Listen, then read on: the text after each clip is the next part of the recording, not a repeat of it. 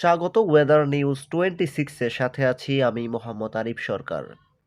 প্রতিদিনের মতো আবারও চলে আসলাম ঝড় বৃষ্টি, নিম্নচাপ এবং শৈত্যপ্রবাহ শীতকালের আপডেট নিয়ে।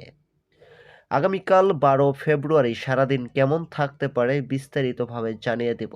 তবে ইতিমধ্যেই আগামী 20 ফেব্রুয়ারিতে বঙ্গোপসাগরের বুকে শক্তিশালী এক গভীর নিম্নচাপ সৃষ্টি হতে যাচ্ছে, যার ফলে দুই বাংলার উপর দিয়ে অনেক অঞ্চলগুলোর উপর দিয়ে আছড়ে পড়তে পারে ভয়ঙ্কর কালবৈশাখী ঝড়।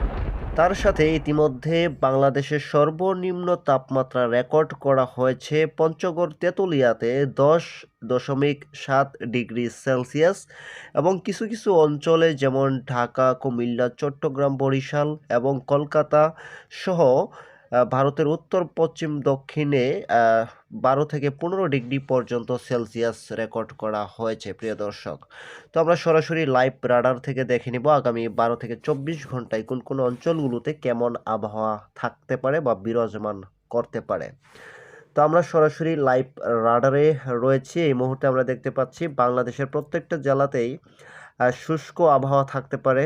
দেখা যাচ্ছে চট্টগ্রাম, এদিকে বরিশাল, কুমিল্লা, ঢাকা সহ এদিকে ভারতের পশ্চিমবঙ্গ, দক্ষিণবঙ্গ, আসাম, মেঘালয়, ত্রিপুরা রাজ্যেও সারাদিন আবহাওয়া শুষ্ক অবস্থায় থাকবে। তেমন বৃষ্টির কোনো আশঙ্কা লক্ষ্য করা যাচ্ছে না। প্রিয় দর্শক, আমরা একটু এই মুহূর্তে দেখে নিব যে আগামীকাল সকালের দিকে কোন কোন অঞ্চলগুলোতে কেমন তাপমাত্রা বিরাজমান থাকতে পারে।